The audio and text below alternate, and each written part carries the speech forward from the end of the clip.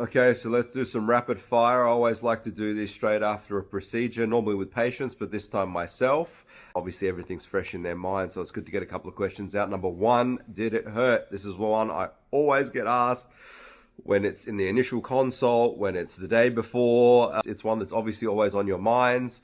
And I can tell you once again, the only painful part really is when they are injecting the local anesthesia. So those injections, they sting a little bit, and certainly, especially when they're doing them in the back of the head, which is fairly tight skin, they need to disperse that anesthetic. There's a little bit of a stinging. That part of the procedure, though, is literally 5 minutes. So if you can withstand that, once that happens, you're pretty much numb and you're not going to feel anything. So does it hurt? No, not really. There's a bit of discomfort with the anesthesia, but other than that, as you can see, 10 minutes after the procedure, I'm sitting here quite comfortable. Just had some lunch, so really happy. Rapid fire question number 2. How many did they put in? And when I get asked that, obviously people are asking how many grafts, how many follicular units in this case were done. So look, this is a really interesting question, and it's one that I like to answer in a couple of ways. The first thing I like to say is it doesn't matter. All right, the number of units, if you go to a good clinic, is really irrelevant. What's relevant is the density that they can create with the units that they take.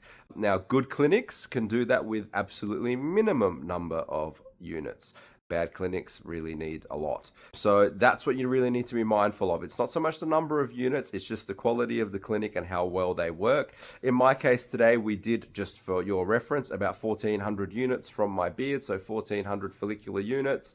But that doesn't mean 1,400 hairs, right? So again, that's why this question can be a little bit irrelevant. For instance, when I did my first hair transplant and they took the hair from the back of my head as the donor area, the hair in the back of my head was super healthy, super thick. And luckily for me, every single follicular unit had a minimum of 3, 4, sometimes 5 hairs. So that's what's really important to understand. 1,000 follicular units doesn't necessarily mean 1,000 hairs. That can mean 3,000 hairs. It depends how many hairs are in each unit. Now, importantly, as good as it is to have multiple hair units, for the frontal hairline, you always want to use single hair follicles. And this is where a lot of clinics go wrong, and you've got that really abrupt, thick frontal hairline. One of the comments that I always get on my transplant, maybe people are being polite and kind, but one of the things I'm always told is how natural it looks.